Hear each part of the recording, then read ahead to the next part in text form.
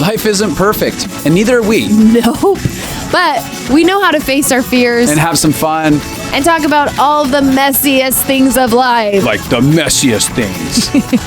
Get connected to yourself, get connected to others, and get connected to the life right in front of you. This is The Connected Life with Justin and Abby. That's me. That's you. And you. Hey, Connected Life peeps. Oh my gosh, they can see you say it. They can see me say it. This is crazy. Okay, for those of you who are listening via audio on Spotify or iTunes, guess what? We're on YouTube. Oh. And we got video. You can see all of the faces we make now. You can see all You can see when we glare at each other and we're like, not that. When I try to like tap you. I don't know. Honestly, there's so many things I'm like, how is it going to work? My ADD face where I'm like zoned out trying to think of a thought.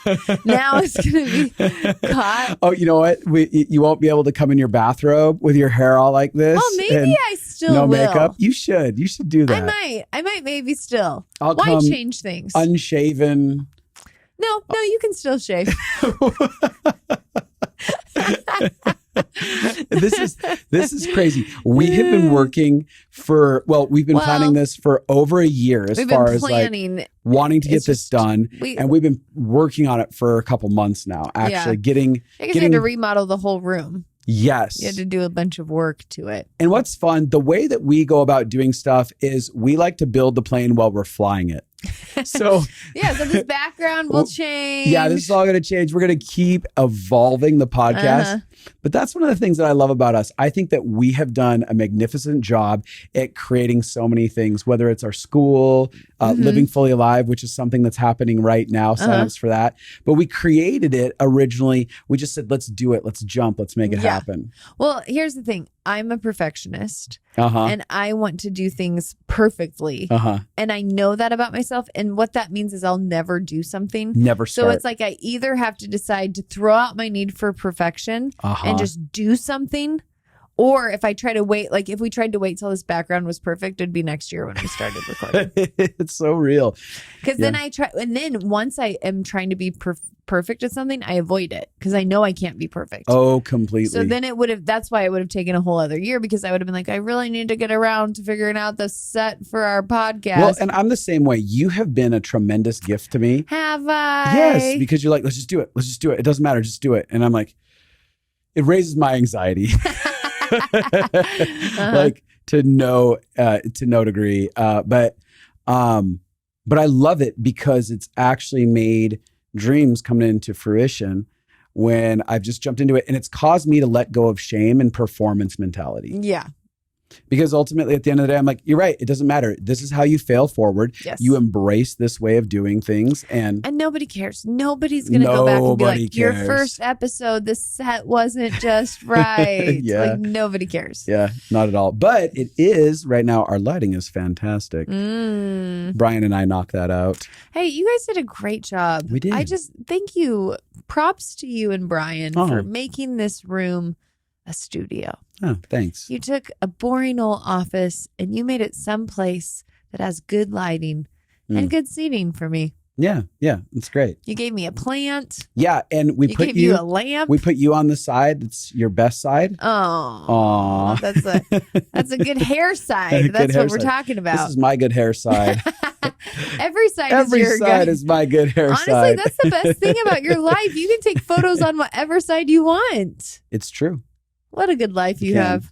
Again, it is a great life. We can just be thankful for so many things. We really days. can. We really can. Like your big, bald, beautiful hair. My big, bald, beautiful hair. Well, I'm going to get my timer rolling over here. Okay. Make sure that we got this going good. But we want to jump into a topic today that's really near and dear to your heart. Yeah. I recently got to go through the grief process. Ooh, the grief process. How exciting. I recently got to go through the grief process because my uncle just died.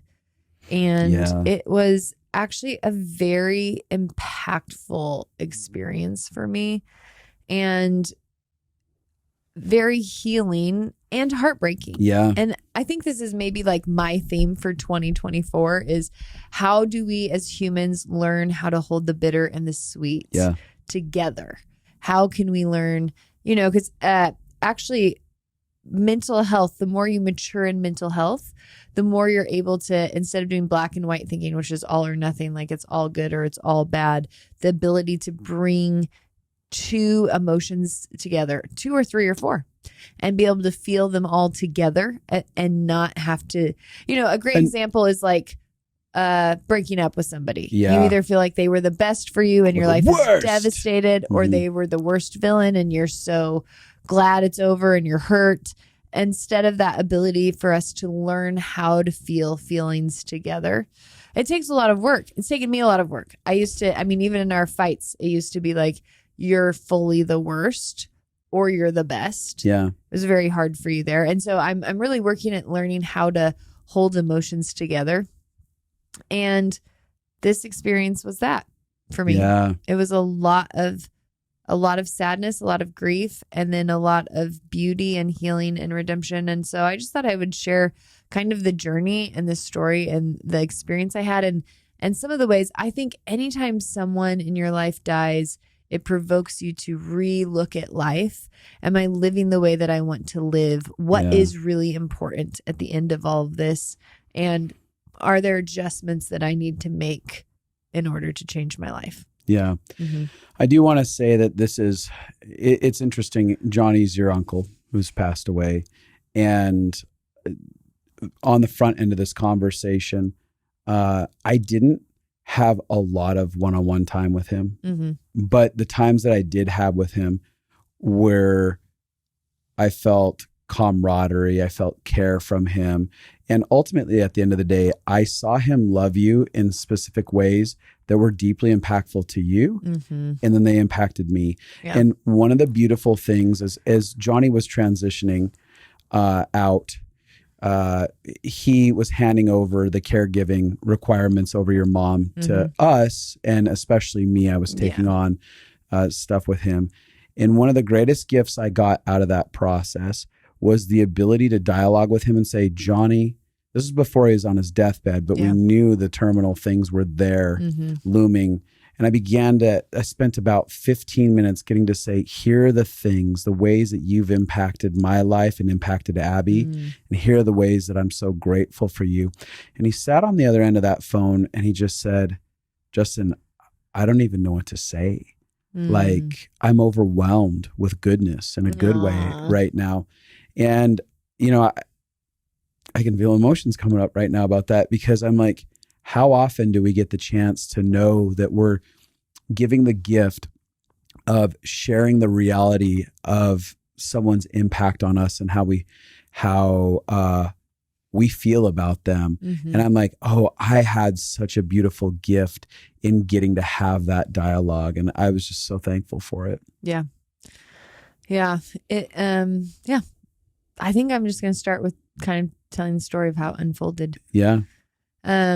Would you mind sharing? I don't know if you were planning on doing this, but I would really love to hear his history with you. Yeah, I was going to. Yeah. Okay. Yeah. So my uncle was, I always say he was the sun in the ecosystem of the planets in this side of my family, my mom's side of the family. Yeah. And when I mean sun, I don't mean SON, I mean SUN, like all of the planets and galaxy, like it all revolved around him. In a good way. In a good way. Held everything together. Yeah. Because I actually think possibly all of the other people were crazy. No, I'm just kidding. I'm totally kidding. But he was the most stable, consistent, powerful, kind person, and everybody loved him. I think he was everyone's favorite. That's kind of what I was trying to say by him being the son, and everyone, he had peace with everyone. There's a bunch of different family dynamics where everybody kind of had different battles with different people, but everybody had him in high regard. Yeah. And so I grew up, he's a very respectful person. Like there was respect on him. He was a person that, like, when I was in his presence, I'm like, oh, I want to respect you. Uh-huh. There's stability within you as you're approaching things, and an honor within you in the way that you approach life towards people and circumstances. Yeah. Anyways. So I grew up, loved him. He was generous and kind and consistent. And we did trips together and all that kind of stuff. And really, really appreciated. Then when I moved to LA, I lived with him and his wife in probably the happiest season of my life. And it was just great that he was consistently kind. There were things that we like butted heads because I had just moved out, for the first time and thought I knew everything. And he was a weathered adult who definitely knew more than me. But I was in the phase of life where I was like, I know more than everyone. But he was kind about it. I think that was the difference. Like me and a lot of my family's butted head. Like my aunt and my grandma and my parents, we butted heads. But with my uncle, there was a lot of mutual respect in how it happened. Like we could agree to disagree, and we could sometimes probably be frustrated with the other person, but it didn't feel like drama. It just felt like we saw the world different. And that's beautiful, by the way. Well, I think that's one of the gifts he had was the ability to believe that we can have different views and still have mutual respect. Yeah. And mutual love. So that was really great. I lived with them for a few years, and it was really a time of kind of being reparented in the sense of like just living in a stable home with stable adults who were powerful and taking care of things. And so it was a really sweet season for me. I'm really thankful for it. And then when my dad divorced my mom is when I had to start being her legal guardian and had to be in charge of everything. And that was about 8 years ago. And that's when he like radically changed my life. And I was thinking about this, about how amazing it is because I was in my late 30s. Nope, that's not right because I'm in my late 30s now. I was in my 30s when he stepped in, and just thinking through, it's never too late to have your most impactful time with someone. Yeah. Like I'm storing these nuggets for me so that when I get older, I can think, wow, I could dramatically impact someone in their 30s because he dramatically impacted me. And so he stepped in as soon as he found out what was happening with my mom, and he was just there. He's like, he showed up. I will do, what can I take on from this with you? And I just want to say what you're pointing out there, like you're really emphasizing the idea that like Johnny was always a respectful, loving uncle that you appreciated, but like it was later on, there was a timing that there was an essence where there was a deep need for love to step in. And he came in and radically made an impact in a way that maybe hadn't done prior to that. Didn't mean there's anything wrong with him. It just meant there was a time frame that was very unique for his love to end up flowing into your life. It was later on. Yeah. Yeah. I think that's kind of magical to think about, that there's seasons that you don't know how, that you might be able to help someone in a need that could change their life, Yeah. And so he stepped in. He asked which, there's the legal guardian and the power of attorney and the conservatory. You're in charge of their money, all their decisions, and so he was like, which one would be, would you like me to help with? And I was like, please help with the money. That feels so much, that'd be so helpful. And he flew out to Colorado and he helped me pick the assisted living place to put my mom in. And he was a part of people don't know how many decisions, like in that point, it was like such deep grief for me in my life because my mom had just got diagnosed with dementia. So it was like the first time where I was like, she's never coming back. Like, I think I had always had the hope, she could come back from this. Yeah. Even though she's like out of her mind, she could come back from this. So when she was diagnosed, and dementia is a terminal disease. So it was like, not only is she not coming back, it's just going to get worse until she dies. And so you're dealing with so much grief. And then at the same time, I was just put in such a very difficult situation as an only child. Yeah. And in between my parents in the divorce, like I had been in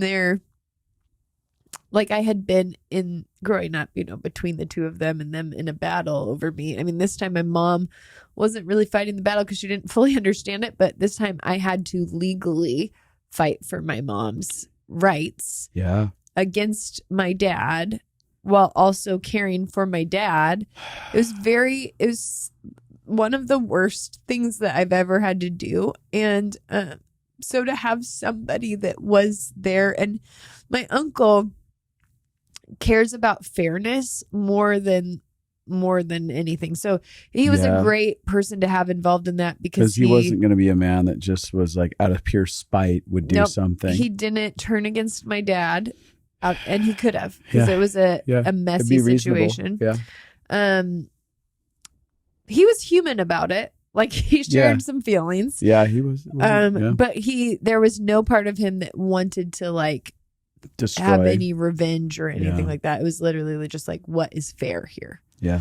And that was really helpful. And then for I think it was 7 or 8 years, just every year, like any decision I had with her, I called him and processed with him. And just having an adult, it was like being fathered. I'm in charge of my mom at such a young age, and they're big decisions, and all of them are high stakes and have high consequences.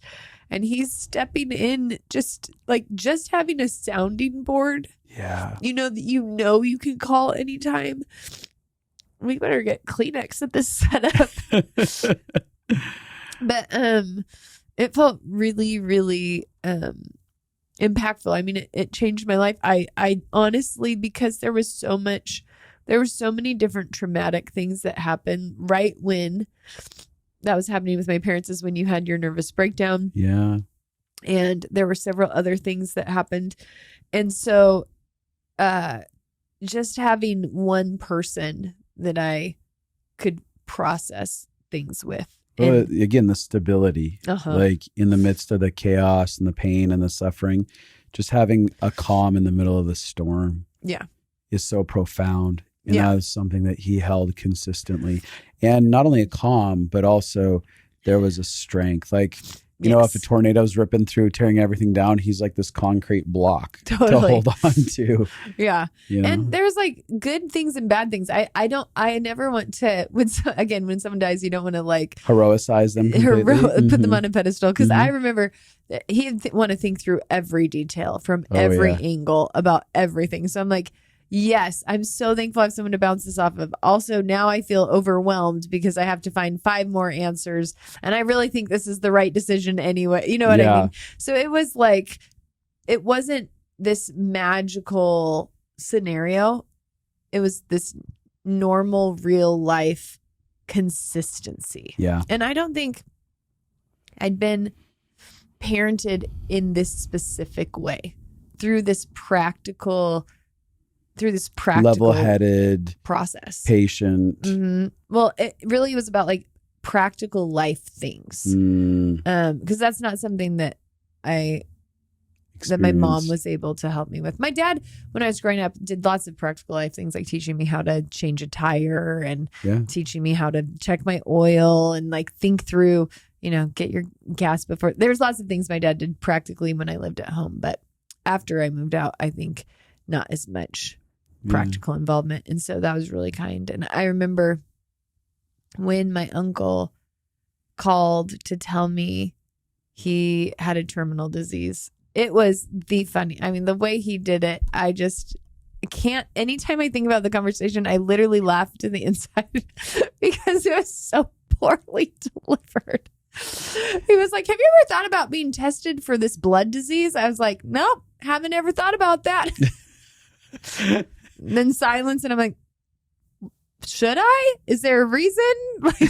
It was like such a funny unfolding. He's like, well, I have that disease. Oh, I'm so sorry. But then I still didn't know anything about it. So I'm so sorry. And then eventually I'm like, well, what are the effects or like what happens. What does this mean? What does this mean? And then he's like, well, it's terminal. And I was like, this is the biggest like roundabout way to get there. I was like, this is a very different conversation than I thought we were having. I thought we were just doing a general check-in. Like, how's it going with your doctors, Abby?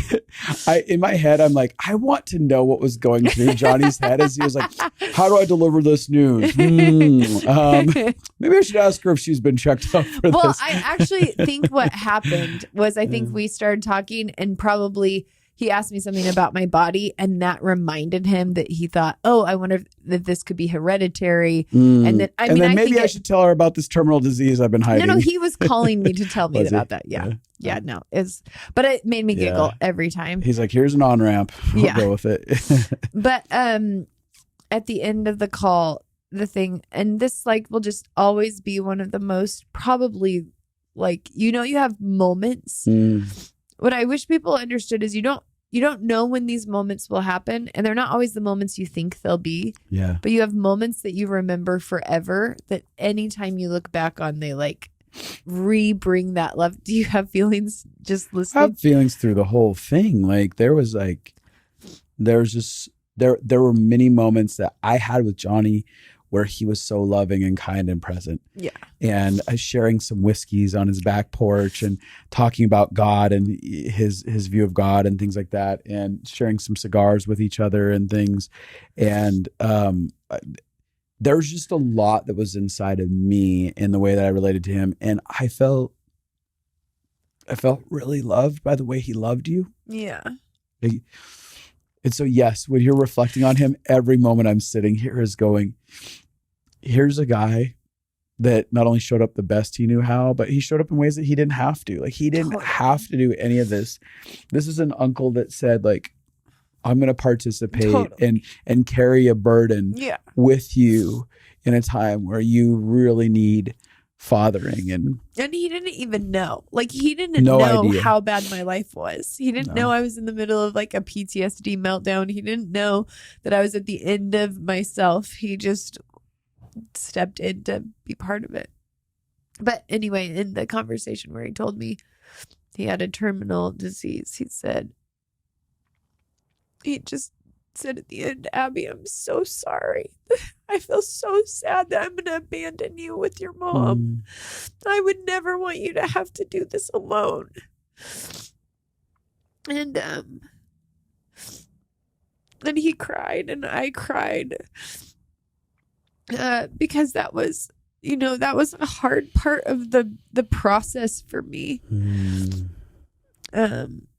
In my family is that feeling of aloneness and just feeling like somebody cared that I was going to have to carry something alone, like made me feel not alone, Yeah. Like that someone saw me, and that was such a fathering statement of like, he's dying, but he's concerned about how I'm going to do, And it also feels like a beautiful reflection of the father heart of God. Like, this love that says, I never want you to have to feel alone and stuff like that. It just feels like when you reflect on how Johnny conversed, I'm like, oh, I could feel like Papa God sitting there being like, I never want you to feel alone. Yeah. I want you to, it's just, I don't know. It's so powerful. Yeah. It was really, really beautiful. And so, I'm sorry. And it blows my mind. Like he's not sitting there thinking about my life as being lost. Like, that to me is a laid down life of love. Yeah, that's what I'm saying. Like he was others centered. Yeah. Like he was thinking about other people. Yeah. And a lot of, in my family, there was a lot of survival, which is, I understand. And I've been in survival. So I'm not villainizing that. Yeah. But when you're in survival, you're much more focused on trying to survive than you are on trying to take care of the people around you. Mm-hmm. And so that is what I had experienced a lot of. And even like, this is so practical, but this like really impacted me. The first thing that my uncle wanted to do as soon as he became my mom's conservator was pay for her burial and funeral process. Yeah. Because he was like, when the day comes that happens, I don't want you and Justin to be put in a bad situation or have to pay it all by yourself. You know, like he was like wanting to plan ahead. Yeah, to structure all the finances so that it didn't land on your or our shoulders. Yes. Yeah. And just having somebody who was thinking about my financial future. Yeah. And helping, like practically wanting to set that up just became such an act of love.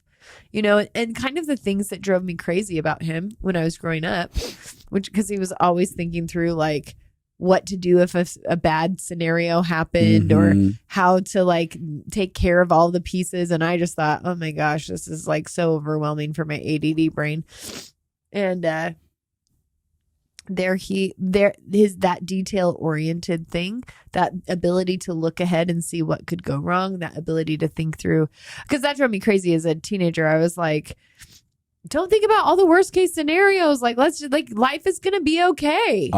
And then you get to then you find out you live some of the worst case scenarios, and having somebody who knows how to think in those situations actually does bring great value to you. Yeah. Yeah. I was just laughing internally. As a side note, I'm sitting here with a giant Teenage Mutant Ninja Turtle mug, giant Leonardo mug head that I keep drinking out of. And I'm like, we're in a really heavy conversation. I'm just pounding tea out of this Ninja Turtle mug here. Like, what is this a moment? Juxtaposition? That is hysterical.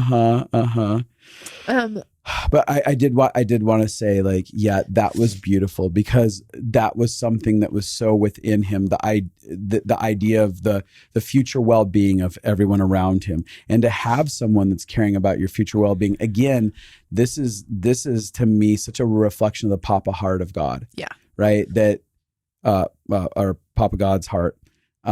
Sorry.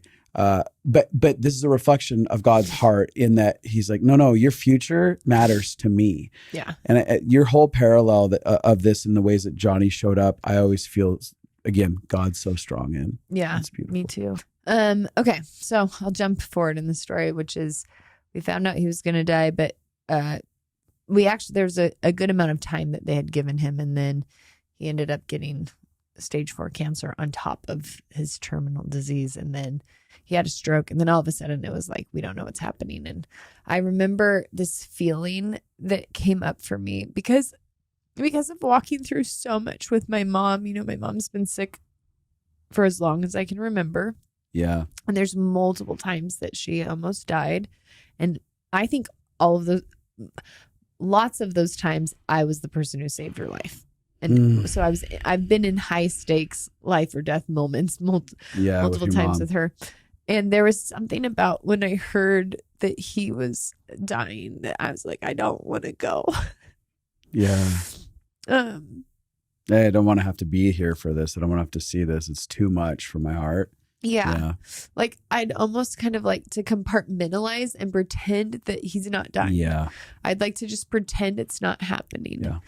And I remember this is such a dramatic analogy that I had, but I remember thinking about Jesus dying on the cross and how it doesn't mention most of his disciples there.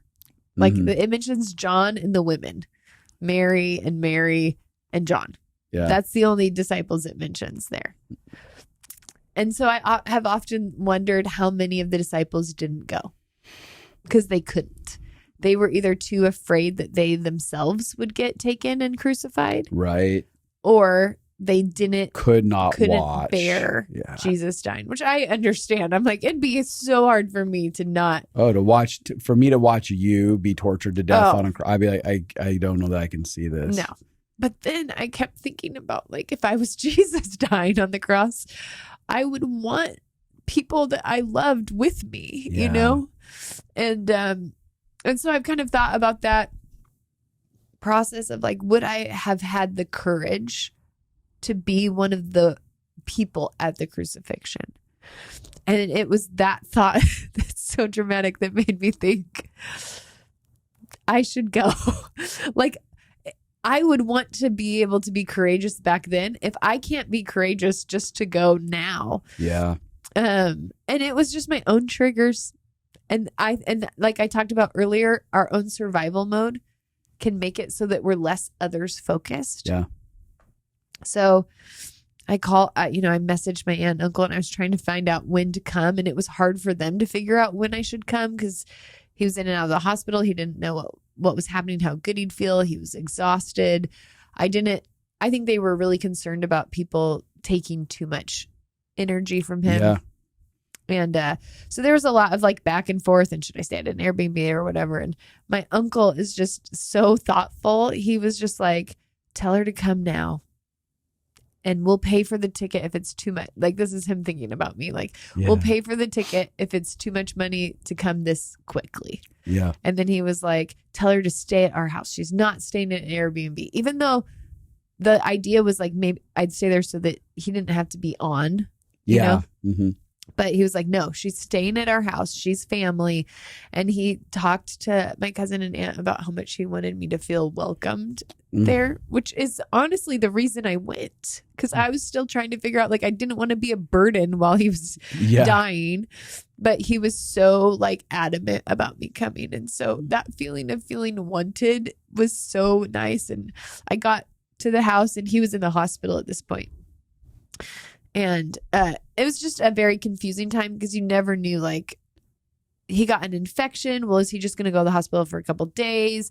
Then he got a stroke. Like, are these things going to be big things, or are they just going to be little blippets and he's going to come back home? None of us knew anything. Yeah, I think, and I had made mention, part of you even choosing to go, like, they said something about him getting admitted to the hospital and not being able to eat. And I know that I had said he's about to die because I saw this with my grandpa and a few other people that I'm like, you don't want to miss this moment. I'm pretty sure this is going downhill. And again, I'm glad that you said yes to it with all the information that you had from different areas and said, yeah, I'm going to run with this. Yeah. So I got there and my uncle called me that night, or called his wife and she put me on the phone, and he said, hello, dear. And then he said, I'm so glad you're here. I wish I could be at the house to hug you and welcome you here. I'm so glad you're here. And then we just talked for a couple more seconds. Then, love you, dear. I'll see you soon. And everybody else is like, we don't know if he has enough energy to see you or not. And he was just like, oh no, I'll see you tomorrow. Like, he was just like very thoughtful, because I know what it's like to be sick. So that's why I'm like really trying to be tender. Yeah. And like not impose too much. But he was just very open. And so the next day I went to the hospital and I told him all the things, that I'm saying here, and how fathered I felt by him through the process with my mom, and how much that changed and impacted me. And his response was so sweet. His response was, oh, I didn't know that. I was like, it's so cute and innocent, Oh, I didn't know that. It was like a little kid being so surprised. And I just thought, in my head, now I have been really thankful. I try to communicate regularly with people how grateful I am. And maybe it's, when you give a whole speech at once, and maybe when he also knows he's done, like, there's something maybe magical in those moments. I was going to say magical. Where everybody takes the words and puts weight on them in a really deep way. And he cried with me, and I cried, and then he shared some stuff. I left and then came back, and he shared some thoughts about things, and just told me some of the things he'd seen in my life, and cried. He was very tender, and it was just very sweet. I was having my cousins and my aunts and all of their, like, I was at my cousin's baby shower, and so there was she's about to have a baby, 9 months pregnant. Yeah, and his son's wife just had a baby like 5 days before they came to say goodbye. Yeah. And then his daughter is 9 months pregnant, about to have a baby. So it was a very full, like, talk about circle of life. Crazy. He's on his way out. Yes. New life is on its way in. Yes. Which, when you stop and think about the timing of that, is bananas. It's very wild. It was very sweet. My cousin's wife put her newborn baby inside, wore her husband's jacket, which is huge, zipped it up over the newborn baby, and snuck it into the hospital because kids aren't allowed there, but he hadn't met the baby yet. So that was like one of those magical moments where like we all we rush into the room, and then she takes off the jacket and there's the baby, and he gets to meet his grandson for the first time. I thought she was so heroic for me. Like, no, I'm free. I don't care about the rules. Yeah. It was very, very tender. And one of my other favorite moments was my cousin, who's 9 months pregnant. She was in there with him, and she was just like, do you want to feel the baby? And at this point, he's like not moving very much. Like, he's very drugged. He doesn't feel good. He's very labored in breathing. He's not talking a lot.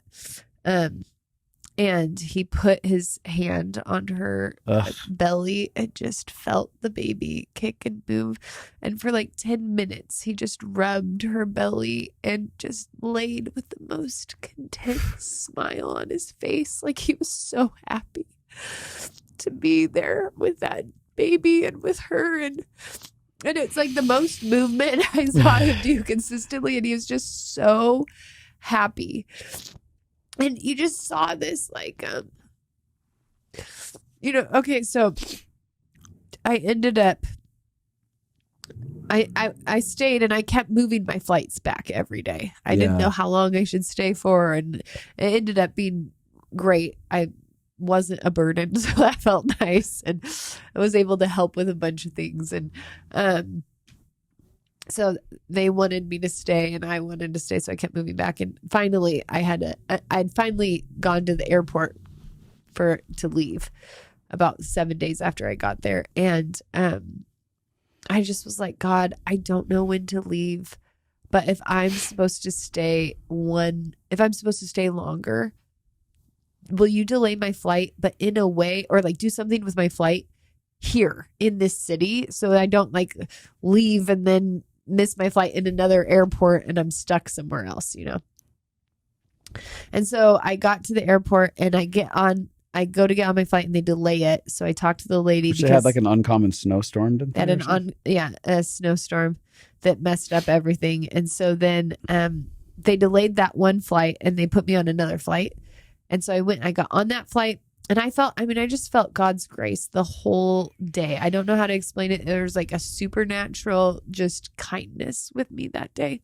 I could feel it. I sat next to this lady who was an airline stewardess, and she was like, sit here. You can da da da da. It was like she knew everything about anything, and so she was wonderful. And we waited for an hour on the plane, and I just felt so much peace and so relaxed. And then they made an announcement I've never heard. I'm watching the time, because if I am very much later, I'll miss my next flight.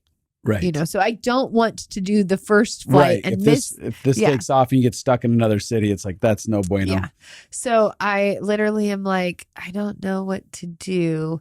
And then they made an announcement that I've never experienced. Now I'm sure they do this. It's just, I haven't experienced it. They said, hey, we're going to be delayed a little bit longer. If there's anybody here who wants to get off the plane, feel free to. I've never heard them say you can get off the plane once you're on the plane ever in my life, except if you're like there for like 6 hours on a layover. Yeah. Yeah.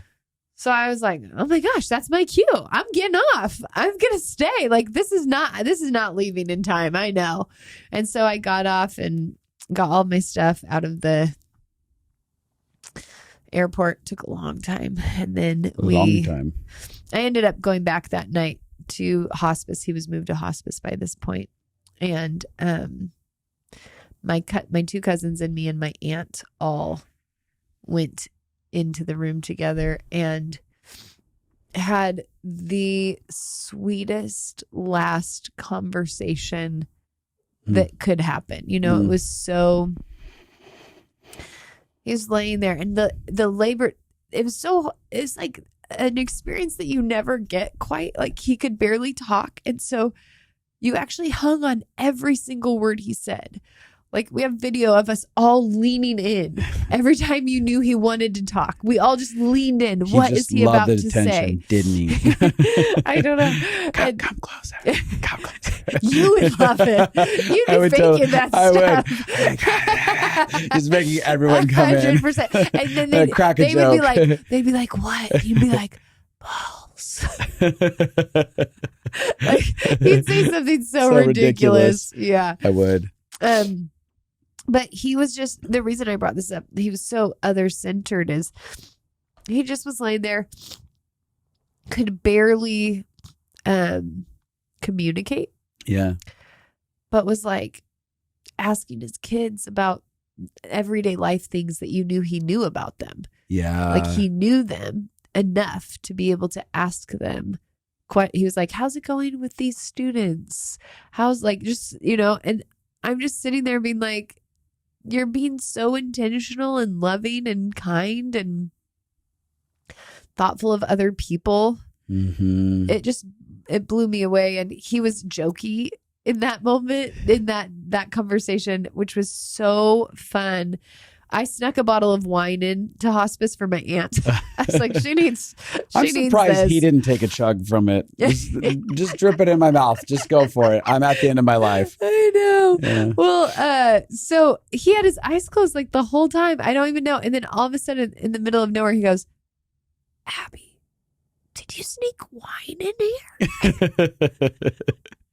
And we like all were dying. We're like, how did you even see that? And he was like, he made a couple puns and he just smiled. Like he smiled so much in that conversation. And we shared some of our favorite memories. And it was so beautiful and so powerful. But I was so aware, even when we were asking him, what do you want to do with hospice? And he was like, what would be easiest for everyone here? And there was like, and it wasn't that he always chose what was easiest, but he did want to know. And there was an ability, he was very thoughtful of other, like, I'm thinking, you're dying, you're in the hospital with an infection dying, and you're worried about me feeling welcomed to your house. Yeah. Like there was just a very easy point to become very selfish and narcissistic and justifiably so. Yeah. I'm dying. Everyone take care of me. Totally. Last wishes, guys. Yeah. And it felt like something that was so interesting. So I talked to my cousin, his daughter, before I went, and she was just like, Abby, he's loved me so well. I just feel so full that whatever he needs, like there wasn't a part of her, she was like a month away from giving birth to her first child. Yeah. And so it'd be easy for me to want my dad to make it until I had my first baby. You know what I mean?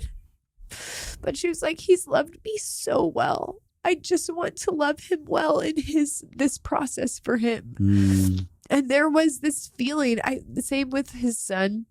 He's like, we've had, like, I don't have a life of not communicating these things to each other. Yeah. Like he's like, there's nothing else I need to say. There's nothing, like if he dies, I feel ready. And there's something so, and I know we don't always get to choose that because there's tragedies that happen and strike, but there is something that reminds you, like, have you told people that that you love them and how much they mean to you? Yeah. Have you let them know, like what my uncle's reaction was so surprising to me when he was like, I didn't know that. I was like, what? I tell you all the time how thankful I am. But I was like, oh, I'm so glad then that I got to tell you something you didn't know. And it just made me be like, we need to be living these lives where we are sharing with people what they mean to us. And giving out of overflow, and I was thinking about the trajectory because I've been close to my cousin her whole life, and we have both done counseling. We got into counseling young. We both had a lot of issues to work through.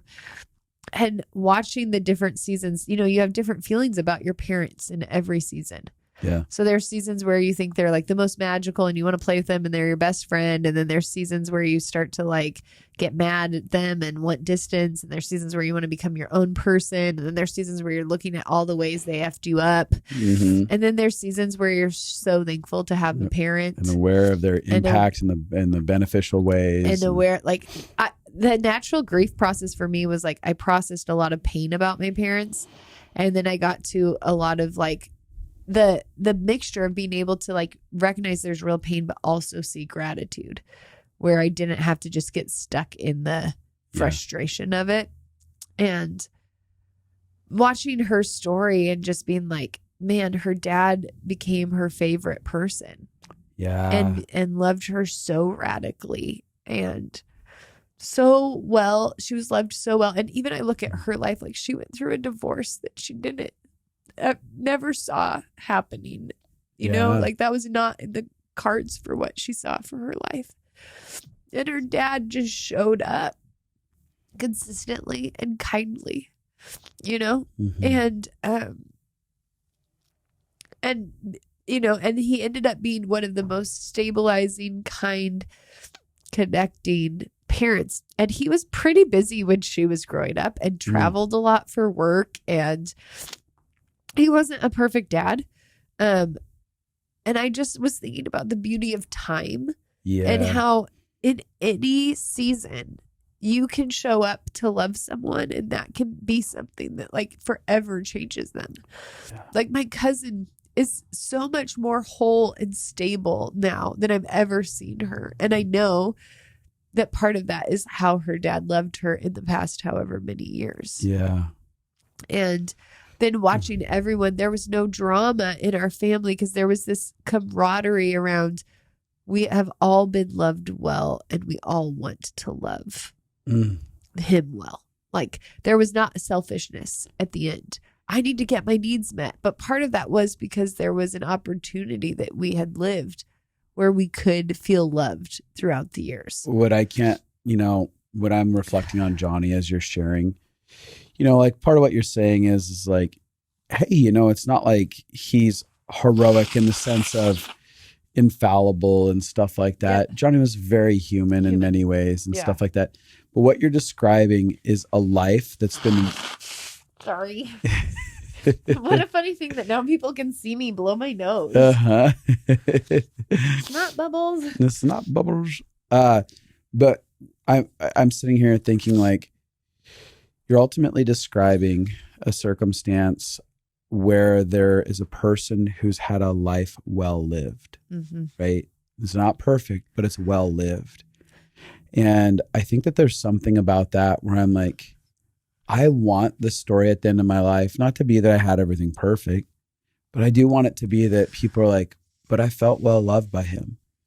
And I knew that he was intentional, and I knew that he cared, and that there's relational exchanges where the way that I live, people knew how I felt about them consistently and stuff like that. And again, I feel like Johnny's life and the people who are on the other side of it reflecting their experience with him is a really inspirational thing. Not because he won the Olympics and not because, you know, Johnny has amazing things. He had Emmys. He won 9 Emmys. 9 Emmys for his music that he did for daytime television. He just finished composing a symphony. Right before he died, he like finished the symphony. And that's not the conversation we're having. Nope. And that's the power of this dialogue right here, which we're not talking about, look at all these accomplishments. We're talking about the accomplishment was the way that he spent his life in relationship with the people that were closest to him. Yeah.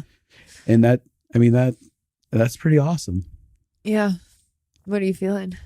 I'm just like, again, I'm thinking about it. I'm like, Johnny and I didn't spend a lot of time together, but the fact that I have tears and that I feel so impacted by someone that I didn't, you know, I found myself, this was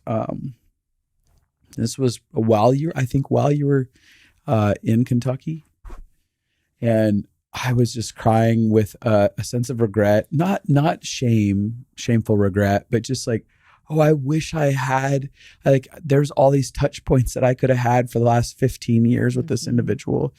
And I didn't have those. And one of the things that it hit me really hard inside of that is I started asking, like, what are the touch points that I'm not having now that I could have? Like, I could be really broken and be like, oh, that's just, I can't believe I missed out on all that. Or I could go, oh, this is such a beacon that's pointing towards, like, are there any relationships that I really want to, like, explore more or experience more of and stuff like that. And at the same time, also, the few touch points I had left me with like an ache inside of my heart as he went away. Again, that's a testament of someone that was exuding an expression of love that was really beautiful. Yeah. And that, to me, like, that's his, like, the man stored immense amounts of treasure in heaven that he gets to walk into, is all of these things that were stored up. Well, and I think even, I was thinking, just because he's been a good man my whole life. Yeah. But I was thinking about even just me and my cousin, the greatest impact was the last 10 years. So that was like in his 60s. Yeah. Is when he had the greatest impact for me. Now, obviously, he had a great impact on her whole life because he was her dad. But I would say these deep connected places that really impacted her in a very significant way. Beautiful experiences in their 60s. And it gives you hope that at any given moment you can choose to love others and be loved. And you don't have to love everyone. Like, it wasn't even, there were so many people who loved him, and yet we didn't need a room full of 20 people to feel rich. You know, like when it was just like the 5 of us, it felt so rich. Yeah. He said, he was a composer his whole life. He loved music so much. And he had a moment with his kids and his wife where he said they wanted to know if he wanted to listen to his symphony. Yeah. He said, no, the most beautiful music to my ears is your voices. He just loved his family. And I think that really impacted me. I think there can be so much fear about, am I going to be alone when I die? I think that's a weird fear, I know, but especially for an only kid. Yeah. There's a lot of that. And recognizing that it felt so full and rich with a few people that really loved him. Yeah. And I forgot to tell the end of the story, which is that was the last, like, we all, like, I kissed him goodbye and we all said goodbye. And that was like the last real conversation he had the capacity for. It was done after that. Yeah. And so it was really beautiful that we got that moment.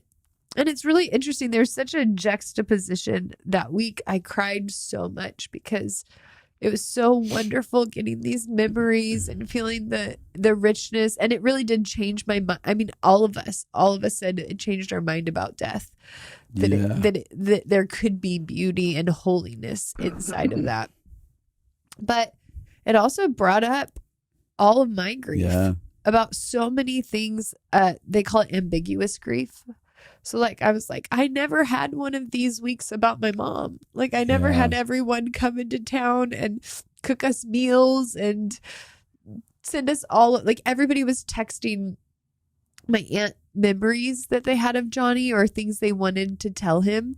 And I thought, I would never even think of that. When someone's dying, I would never think, I'm like, I don't want to add another text to them. But his whole family would read him texts that people were sending in about him. And he would cry listening to them and they would cry reading them. And it meant so much to them to hear how he had impacted other people.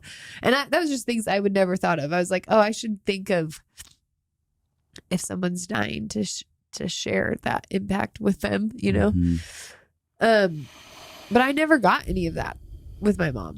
Well, yeah, I mean, and that's something that's very interesting because, like, with your mom, she died years ago, but she didn't. Totally. And I know people who there's a lot of people out there who have those experiences where someone is permanently gone, but they're here. Who they were is gone. Their functionality, their ability, everything is just no longer there. And that is like I was thinking about, there wasn't a defining point, like you said, where people came and were like, hey, let me help you with the grief of this loss. Or where people were like, it's the end. Yes, this is the, yeah. Or even like where we all acknowledged the tragedy. Yeah. Together. Like there was something so healing about, we were all feeling the tragedy together. Mm-hmm. That was probably the most healing part of the whole experience there. Yeah. I did not have that with my mom. Yeah. I was not experiencing the tragedy with all of these people talking about their favorite memories of her, getting to share in all of the, feelings together. And so there was the whole week was a lot of feeling these wonderful feelings together, feeling these terrible feelings of sadness and loss, and then also feeling like wishing that there were other parts of my life that got to feel this way and got to have closure, feelings where I felt so not alone. And then that also highlighted feelings where I felt really alone in my life. Yeah. Feelings of like what it's like to not be an only child. And so I think that grief brings up grief. Yeah. That would be what I would encompass my experience is the grief of my uncle dying and the family changing. Mm-hmm. Put a spotlight. That hooked so many different pockets of grief for me. I called multiple friends and cried about so many things that had nothing to do with my uncle because all of a sudden it's all up at the front and it's a deeply feeling experience. I also thought, in the same token, it's so beautiful that the model of this experience is such a resourceful one of the joy that is shared in this grief and the ability to grieve well as far as inside of that. And I was like, man, what a beautiful thing. Like where there doesn't feel like there's a fulfillment of what you need with your mom to have redemptive moments. And that's something that I have really pushed to look for, not to invalidate the pain that I feel about a circumstance, but to actually repair that pain. Looking for those redemptive experiences are there to repair that pain and give relief to them. And I think it's so cool the way that this one did unfold.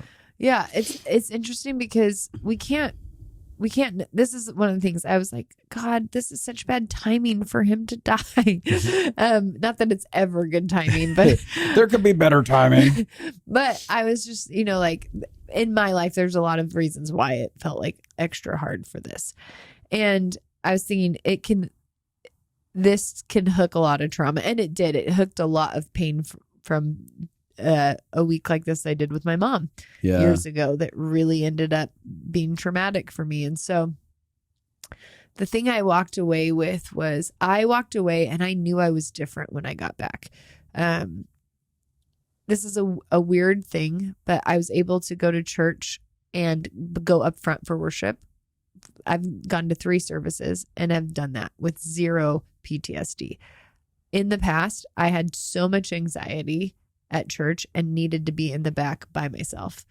And it wasn't even like something, I don't even know what happened. It's not like this had anything to do with this. I just know that something healed inside of me, being surrounded by family, grieving together. Wow. And I came back with a little bit less PTSD. Yeah. And deep grief. Yeah. Like it wasn't the end. I've had to process my feelings so many days since being back.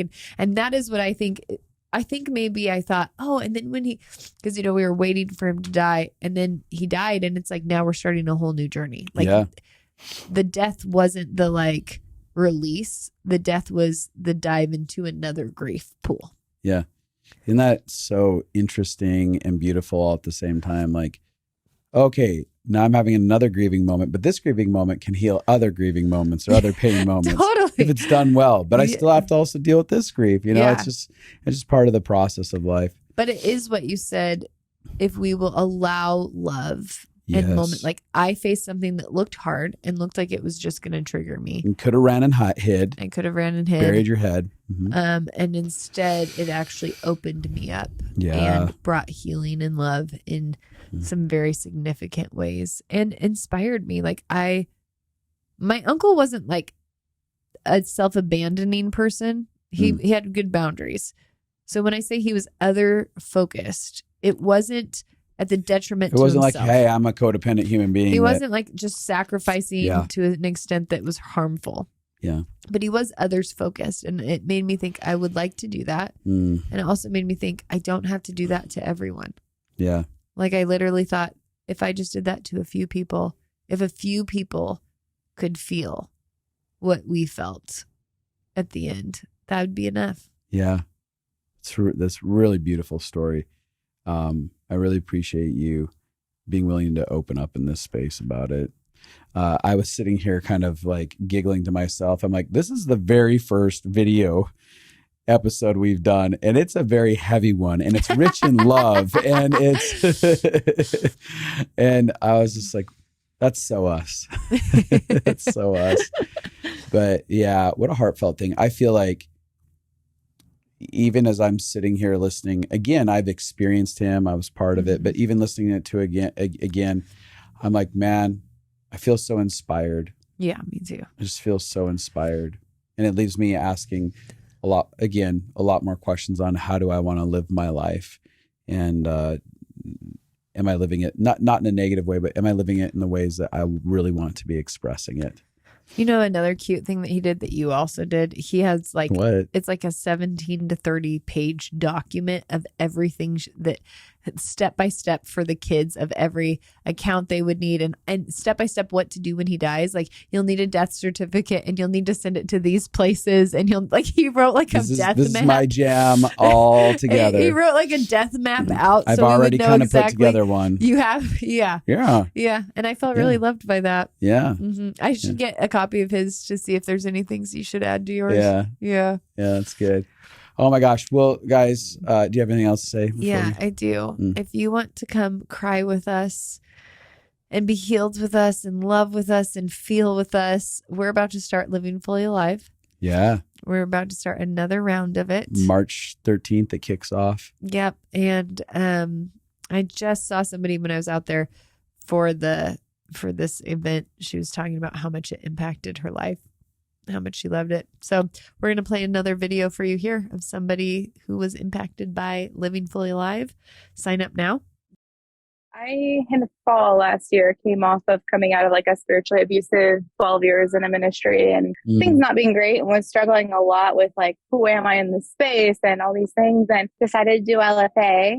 Right at the beginning of LFA, got into a relationship for the first time in 12 years. LFA and Pathway, there is no way I could have stayed connected to myself enough to be in a relationship had it not been for these two courses, because so much of my stuff of avoiding relationships has been out of my own triggers of like rejection and abandonment. And when there's like a trigger that arises, going and being able to stand in the mirror and talk to myself, talk to my own heart, and then be able to go connect to him in that reality of like, I can't connect to him if I can't connect to my own heart. Honestly, don't think I would be in a relationship at all, or if I had, probably wouldn't be have able to stay. And instead, because of this season with Pathway and with LFA, and now getting married in a few weeks, and there's a lot involved, but I really think honestly, like Pathway and LFA are huge attributors to my heart being ready for being loved and knowing how to walk out a connected relationship. And so thank you guys, because I'm getting married because of the truths that you guys have been sharing with us. Thank you. We decided to discount it this year. Yes. So this is, if you've been looking for when to do it, this is probably the lowest price it'll ever be. Yep. And it only happens once this year. So get in on that. And also, happy first video day for the connected life. Can we all just celebrate that? Where do we go? Brian over there. Brian, where do we go to find the connected life? We just go on YouTube. I mean, we just type in the connected life and we're going to find it. The channel. That's the name of the channel. Okay. Brian's nodding his head at me. Yep. That feels like that's the answer. So you can go to YouTube, subscribe on YouTube so you can start getting our content. There's going to be a lot more than the connected life on there. Yep. But there already are audios on there in video format. And remember to rate, review, subscribe, and share. If you got impacted by this episode, share it with people who are grieving. Share it with people who are looking at their lives and considering how do I want to live my life out? Hey, think about it in this way. So, all right. How do we want to sign off? Goodbye. I'm going to go with my classic. Bye Go for away. now. Go away. Bye for now. go away.